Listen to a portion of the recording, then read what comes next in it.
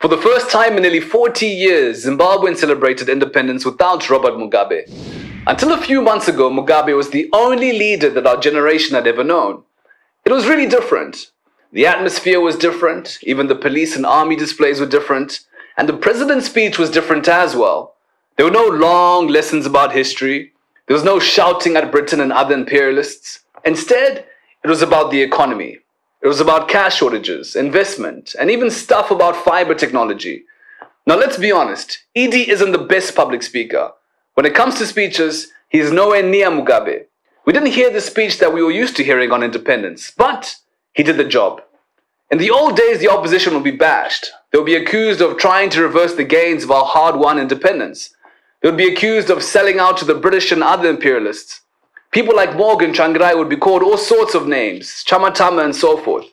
We didn't see any of that this time. And this is where the biggest story of our Independence Day was. For the first time in a long time, the opposition was attending this national event. Nelson Chamisa received a warm welcome from the crowd at the stadium as he arrived. We saw him shake hands with the president. We even saw him sharing a joke with VP Chiwenga. For many years, the opposition had boycotted such events. And I mean, who would blame them? Who goes to an event where they are always insulted and called names? Back then, Independence Day were more like political rallies rather than national events. It was only under the GNU that Tsvangirai started attending the celebrations. His first was in 2009.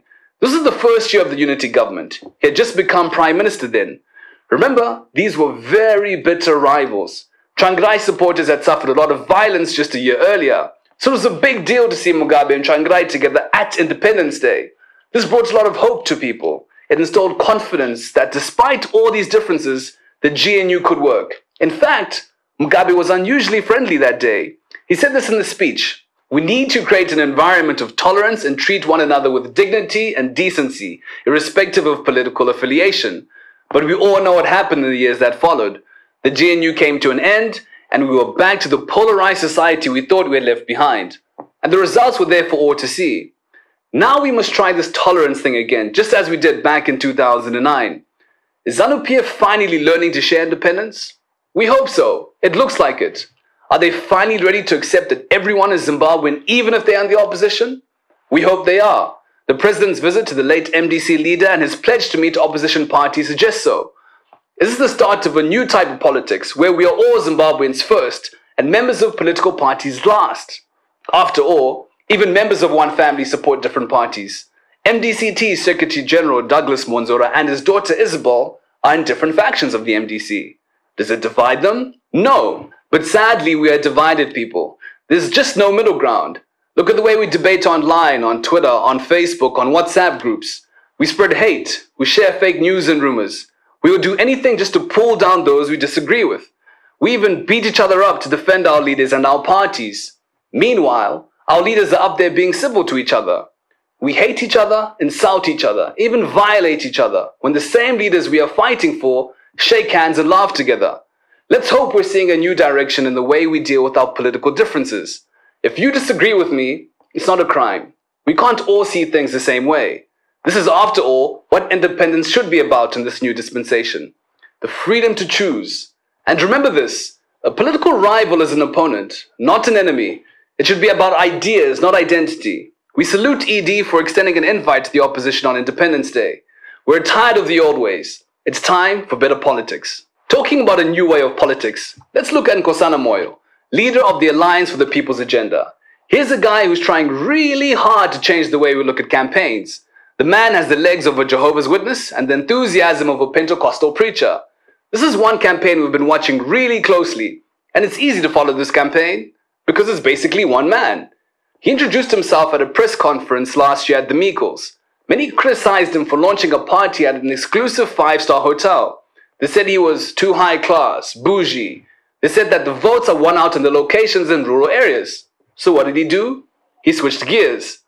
The next time we saw him, he was Kwamereki, eating sugarcane with ordinary people. Then we saw him boarding a combi. Now he's popping up everywhere. He shows up when you're having a drink, at the bottle store. He shows up when you are doing your laundry. He shows up Pamsiga. He even shows up when you're on a date out there in Harare Gardens. From Marondera to Bindura, from Chiredzi to Bulawayo. He's been everywhere. His strategy? while he doesn't believe in rallies. The experience of going around talking to people has convinced me more than ever that the proper way to campaign is not through rallies, not at all. He isn't even into party regalia. Rallies and regalia are the lifeblood of our politics. But he's not doing any of that. He believes in close-up meetings with voters. He believes that each voter he meets will spread his message. Now, we don't know how long it will take him to get his message to all 5.3 million registered voters. Maybe 100 years? Say what you want about Moyo, but here's a politician who believes in something. He has the ideas, just not the crowds. You can't doubt his CV. He's worked in the big capitals of the world. He's been vice president of the African Development Bank. He's been director at the World Bank. He's run big banks in Africa. He has started his own businesses. He has managed billions of dollars in funds. He's even been minister and quit the job because of his principles. Who knows? Maybe he's the guy we really need. Maybe what we really need right now is a manager, but not a politician. But then again, with this campaign, we're never going to find out. And I mean never. Sadly for him, politics is not about ideas alone. It's about numbers. And right now, Nkosana has big ideas, but small numbers. Let's face it, there seems to be no space for anything in the middle right now. Until we fully embrace ideas instead of power plays, Zimbabwean supporters are all about rallies and party regalia and party slogans. Will it ever change? I think so. Since November, we've seen a different tone, but we still have ways to go. Till then, we salute Nkosana for his dedication, however futile it seems right now. He's trying to change our politics, one idea at a time and one bottle stool at a time.